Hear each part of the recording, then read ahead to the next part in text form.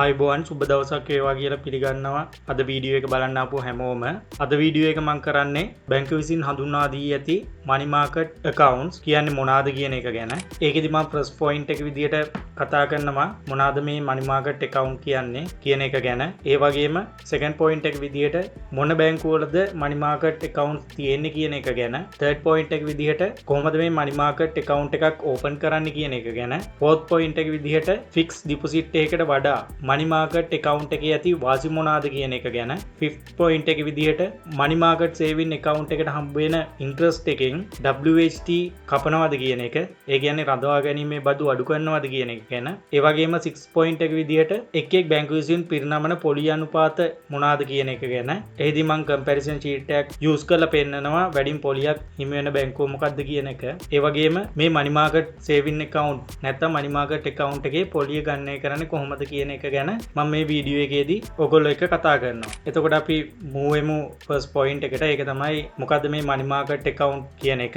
එතකොට money market account එක කියන්නේ සරලව වැඩි පොලියක් හිමිවන saving accounts type එකේ ගිණුම් විශේෂයක්. එතකොට මේ money market account හදලා තියෙන්නේ ඉතුරුම් සහ ජංගම ගිණුම් කියන දෙක ඒකාබද්ධ කරලා තනි ගිණුමක් විදියට තමයි මේ money market accounts හදලා තියෙන්නේ. මේක especially බැංකුව විසින් offer කරන, ඒ කියන්නේ බැංක් වලින් offer කරන ඒගොල්ලන්ගේ මාකටිං කන්සෙප්ට් එකක්. එහෙම නැත්නම් ඒගොල්ලන්ගේ ප්‍රොඩක්ට් එකක්. එතකොට මේ ගිණුම් වලදී normal saving account එකකට වැඩිය වැඩි පොලි අනුපාතයක් මේකට හිමි වෙනවා. ඒ වගේම minimum deposit එකක්. එහෙම නැත්නම් අවම තැන්පතු මුදලක් පවත්වාගෙන යා යුතුයි. එහෙම කරලා තියෙන්නේ මේ ගිණුම් වලින් මුදල් ආපහු ගන්න එක වළක්වන්න. මම හිතනවා ඔයගොල්ලන්ට දැන් තේරුණා කියලා මොකද්ද මේ money market account කියන්නේ කියලා. ඊළඟට අපි move වෙමු second point එකට. ඒකෙදි මම ඔයගොල්ලන්ට පෙන්නන්නේ මොන බැංකුව වලින්ද මේ money market account offer කරන්න කියලා. පළවෙනි එක HNB bank එක, දෙවෙනි එක commercial bank එක, තුන්වෙනි එක සම්පත් bank එක, හතරවෙනි එක DFCC bank එක,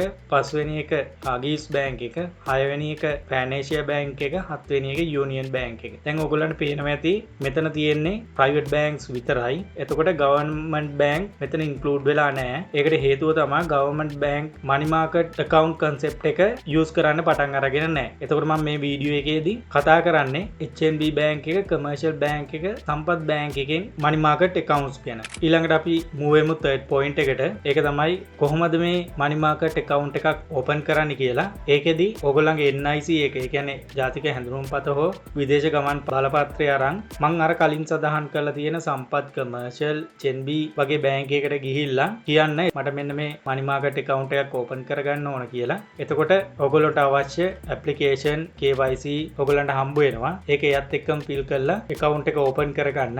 additionally ඔයගොල්ලන්ගෙන් ඒගොල්ලෝ request කරනවා address verification එකක්. ඒ කියන්නේ ඔයාගේ නමට තියෙන telephone bill එකක්, light bill එකක් වගේ දෙයක් ඒගොල්ලෝ ඉල්ලනවා. ඔයා ඉන්න address එක verify කරගන්න. ඒ කියන්නේ ඔයගොල්ලන්ට statement delivery කරන්න. ඒ වගේ දේවල් වලට තමයි මේ address verification එක ඕන වෙන්නේ. මේ account එක open කරන්න තියෙන ඕන සුසුකම් තමයි account එක open කරන්න යන පුද්ගලයා අනිවාර්යෙන් වයස අවුරුදු 18ට වැඩි ශ්‍රී ලාංකික පුරවැසියෙකු වීම තමයි ඒගොල්ලෝ ඉල්ලන එකම සුසුකම් මේ account එක open කරන්න. ඊළඟට අපි move වෙමු fourth point එකට. ඒක තමයි FDA එකට වැඩිය money market account එකක තියෙන වාසි මොනවාද කියන එක. එතකොට ඔයගොල්ලන්ට පුළුවන් හදිසි අවශ්‍යතාවයකදී එකඟව පොලි අනුපාතයට අනුව මුදල් ආපසු ලබා ගන්න පුළුවන්. මේ point එකෙන් include කරලා තියෙන්නේ ඔයගොල්ලෝ හිතන්න ඔයගොල්ලෝ FD එකක් දැම්ම කියලා මාස 3කට. එතකොට ඔයගොල්ලන්ට සල්ලි ගන්න බෑ මාස 3ක් යනකම් ගන්න පුළුවන්. ගත්තොත් ඔයගොල්ලන්ට හම්බ වෙන්නේ normal saving interest එක නැත්නම් penalty එකක් වදිනවා. නැත්නම් කිසිම interest rate එකක් ඔයගොල්ලන්ට හම්බ වෙන්නේ නැහැ. හැබැයි මෙන්න මේ money market කියන account කියන concept එකේදී ඔයගොල්ලන්ට පුළුවන් ඕනම වෙලාවක ඒ account එකේ balance එක 0 වෙනකම් සල්ලි ආපසු ගන්න. එතකොට ඒගොල්ලෝ 6.5ක් ඒ සතියට එකඟ වෙලා තියෙනවා නම් ඔයගොල්ලන්ට 6.5ක interest එකක් ඔයයි තැන්පතුව තිබ්බ දවස් ගානට ගෙවනවා. ඒ වගේම දෙවෙනි මාසය තමයි තැන්පතුව කල්පිරෙන තෙන් පොලිය රඳවා ගැනීමට අවශ්‍ය වෙන්නේ. ඒ කියන්නේ FD එකක් දැම්මොත් ඔයගොල්ලෝ 3 month වලට ඔයගොල්ලෝ 3 month වලින් තමයි ඔයගොල්ලන්ට FD එකේ interest එක හම්බ වෙන්නේ. නැත්තම් monthly ගන්නත් පුළුවන්. නැත්තම් FD එක කල්පිරීමේදී තමයි ඔයගොල්ලන්ට interest එක හම්බ වෙන්නේ. නමුත් මේ money market account එක ගත්තාම ඔයගොල්ලන්ට monthly interest එක ඔයගොල්ලන්ගේ account එකට credit වෙනවා. ඒ කියන්නේ month end එකේදී ඔයගොල්ලන්ට බැංකුව විසින් මේ මාසෙට අදාළ interest එක ඔයගොල්ලන්ගේ account එකට ලැබෙන්න සලස්වනවා. ඒ වගේම තමයි ඔයගොල්ලන්ට පුළුවන් මේ money market account එකට හම්බ වෙන interest එකකින් ඉඩක් කරන WHT වලින් exempt වෙන්න. ඒ කියන්නේ ඔයගොල්ලන්ට පුළුවන් ඒ හම්බ වෙන interest එකෙන් අඩු කරන රඳවා ගැනීමේ බදු වලින් නිදහස් වෙන්න ඔයගොල්ලන්ට පුළුවන්. ඒක B එකටත් පුළුවන්, මේ account එකටත් පුළුවන්. දැන් අපි මූවෙමු ඊළඟ point එකට. ඒක තමයි money market account එකට හම්බෙන පොලියෙන් WHT deduct කරනවද කියන එක. එතකොට සාමාන්‍ය විදියට ඔයගොල්ලන්ට හම්බෙන interest එකෙන් WHT කපනවා. එතකොට ඔයගොල්ලන්ට පුළුවන් ඒ කපන WHT කපන්න එපා කියලා බැංකුවට non tax declaration form එකක් බැංකුවට ඉදිරිපත් කරන්න. එතකොට ඔයගොල්ලන්ට රඳවා ගැනීමේ බදු විදියට අඩු කරන 10% එහෙම නැත්නම් 10% අඩු කරන්නේ නැතුව තමයි සම්පූර්ණ පොලි මුදලම ඔයගොල්ලන්ට ලැබෙනවා. මම මේ non tax declaration එක කොහොමද බැංක් එකට ප්‍රසන්ට් කරන්න කියලා කලින් වීඩියෝ එකක් කරලා තියෙනවා. channel එකට ගිහිල්ලා බලන්න. එතකොට ඔයගොල්ලෝ ලොකු idea එකක් එයි. ඒ වගේ මේ වීඩියෝ එක වැදගත්. මොකද ඔයා ඉන්වෙස්ට් කරනවා නම් ඒකට හම්බෙන interest income වලින් කපන WHT නැත්නම් රඳවා ගැනීමේ බදු වලින් අඩු කරන 10% අඩු කරන්න එපා කියලා බැංකුවට ප්‍රකාශයක් දීලා ඔයගොල්ලන්ට පුළුවන් හම්බ වෙන සම්පූර්ණ පොලි මුදලම ඔයගොල්ලන්ට ගන්න. ඊළඟට අපි මූවෙමු ඊළඟ point එකට. එතනදී මම මේ sheet එකේදී ඔයගොල්ලන්ට පෙන්නලා තියෙනවා. මම කලින් සඳහන් කර විදියට HNB commercial සම්පත් බැංක් වල පිරිනමන පොලි අනුපාත මොනවාද කියලා. මේකෙදී මම මුලින්ම දාලා තියෙනවා බැංකුව මොකද්ද කියන එක ගැන.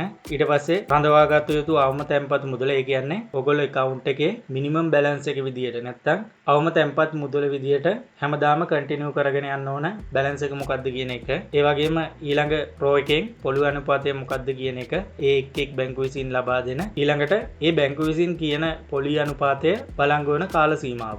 පළවෙනියට ගමු HNB බැංක් එක. එතකොට HNB බැංක් එකේ අවම තැන්පත් මුදල ලක්ෂ 5ක් ඔයගොල්ලෝ හැමදාම maintain කරගෙන යන්න ඕන. එතකොට ඒ ලක්ෂ 5ට 6.5ක interest එකක් ඔයගොල්ලන්ට හම්බ වෙනවා. එතකොට ඔයගොල්ලෝ compare කරලා බලනකොට ඔයගොල්ලන්ට පෙයි FD එකක් වගේ ඉහළ පොලි අනුපාතයක් හිමි වෙන්නේ නැහැ. මොකද මම අර කලින් සඳහන් කර වාසි නිසා තමයි සාමාන්‍යයෙන් FD එකයි money market account එකයි අතර interest rate gap එක 100.1.5ක් දෙකක් විතර තියෙනවා. ඒ අර කලින් සඳහන් කර වාසි තියෙන නිසා තමයි money market account වල interest rate එක අඩු. එතකොට HNB bank එකේ weekly rate publish කරනවා. ඒ rate දවස් 7න් 8ට වෙනස් වෙනවා. එතකොට ඊළඟ bank එක තමයි commercial bank එක. ඒකෙදී ඔයගොල්ලෝ අවම තැන්පත් මුදල විදියට දෛනිකව රුපියල් ලක්ෂයක් ඒගොල්ලන්ගේ account එකේ තියාගෙන යන්න ඕන. ඒකට 6.5ක interest එකක් ඔයගොල්ලන්ට හම්බ වෙනවා. පොලිය වළංගු කාල සීමාව වෙන්නේ දවස් 7යි. ඊළඟට සම්පත් bank එක. ඒකෙදී අවම තැන්පත් මුදල ලක්ෂ 5යි. ඒක දෛනිකව ඔයගොල්ලෝ maintain කරගෙන යන්න ඕන account එකේ. ඊට වැඩිය අඩු වුණොත් ඔයගොල්ලන්ට හම්බ වෙන්නේ normal saving interest එක.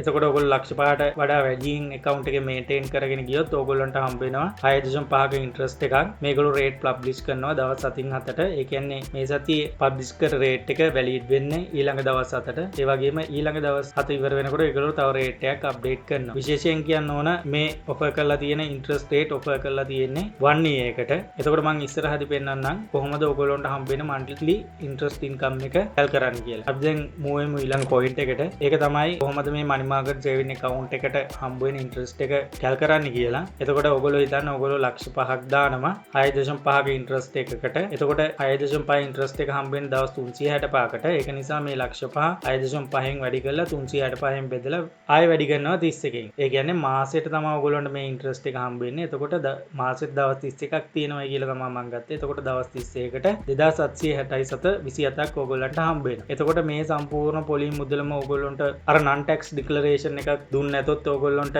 හම්බ වෙන්නේ නැහැ. එතකොට මේ 2767.27 කියන මුදලෙන් 95යි ඔයගොල්ලන්ට හම්බ වෙන්නේ. එතකොට 2767.27 බෙදනවා 100න් වැඩි කරනවා 95න්. එතකොට ඔයගොල්ලන්ට අවසාන වශයෙන් non tax declaration form එක දුන්නේ නැතොත් 2622.26යි හම්බ වෙන්නේ. tax declaration form එක දුන්නොත් ඔයගොල්ලන්ට හම්බ වෙනවා 2767.27 කියන සම්පූර්ණ පොලි මුදලම ඔයගොල්ලන්ට හම්බ වෙනවා. ඒ වගේම විශේෂයෙන් මතක් කරන්න ඕන ඔයගොල්ලෝ money market saving account එකක් නැත්නම් money market account එකක් open කරනවා නම් ඔයගොල්ලෝ open කරන්න මෙන්න මේ commercial bank එකේ. මොකද ඒගොල්ලන්ගේ minimum deposit එක ලක්ෂයයි තියෙන්නේ. අනිත් හැම බැංකුවකම minimum deposit එක සාමාන්‍යයෙන් තියෙන්නේ ලක්ෂ 5ක් වැනි මුදලක්. එතකොට ඔයගොල්ලෝ money market account එකක් open කරනවා නම් commercial bank එකට ගිහිල්ලා open කරන්න. ඒක තමයි මම ඔයගොල්ලන්ට දෙන tip එක.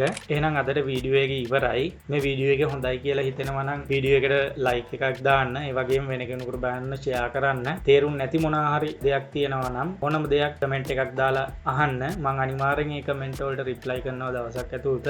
ඒ වගේම මේ වගේ වීඩියෝස් ඉස්සරහට බලා ගන්න මගේ channel එක subscribe කරන්න. එහෙනම් අදට වීඩියෝ එක ඉවරයි. ඔබට සුබ දවසක්.